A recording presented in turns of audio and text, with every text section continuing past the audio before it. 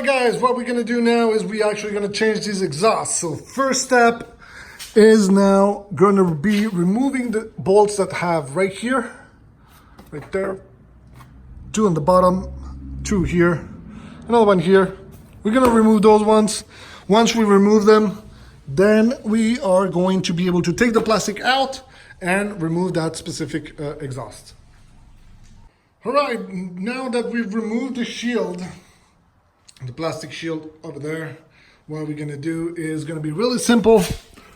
Step number 1 is, as you see here, and you can actually probably see better on this side, we're gonna unbolt those 2 bolts right here. Those 2 are gone, same on the other side.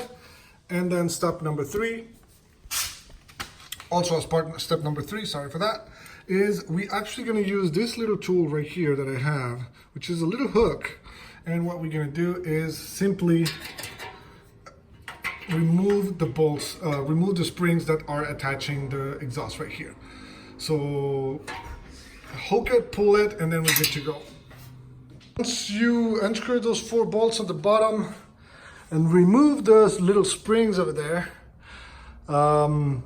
you can just pull out that little luggage right there. As you can see, it's huge, it is big, and it's extremely heavy. So once you remove that, now we're gonna be ready to place the new exhaust. All right, now it's time to mount the exhaust. So you're gonna have 2 main parts, the tube and the bracket that's actually gonna hold it. So this bracket, as you can see, comes right there.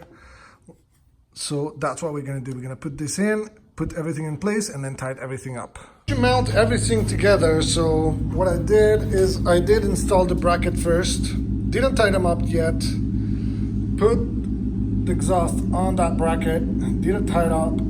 As you can see, it's not tied up either. What I'm gonna do next is I'm actually gonna put the springs first. Once I put the springs on it, then I'm gonna start tightening up everything together to make sure that nothing moves. All right, so that's the next step. We're gonna tie up those ones. We're gonna put the springs, then tie up the bottom and then the top to make sure that everything is in position. Sounds good?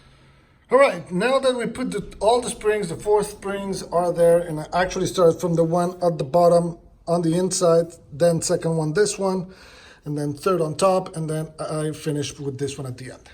Once we put the spring back, now what we're gonna do is we're gonna tie this part on, and we're gonna go to the next step, which is the spark protector and the tip of it.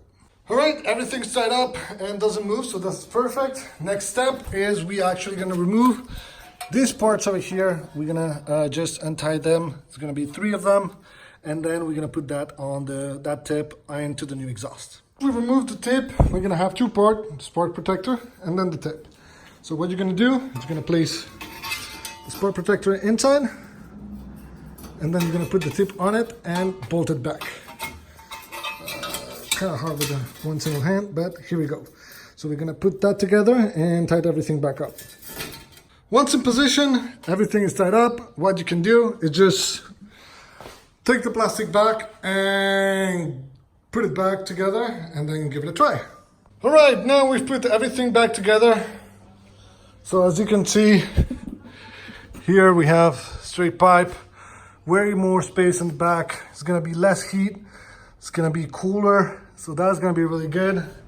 And what we're gonna do now is we're gonna turn it on and compare the sound with the stock exhaust.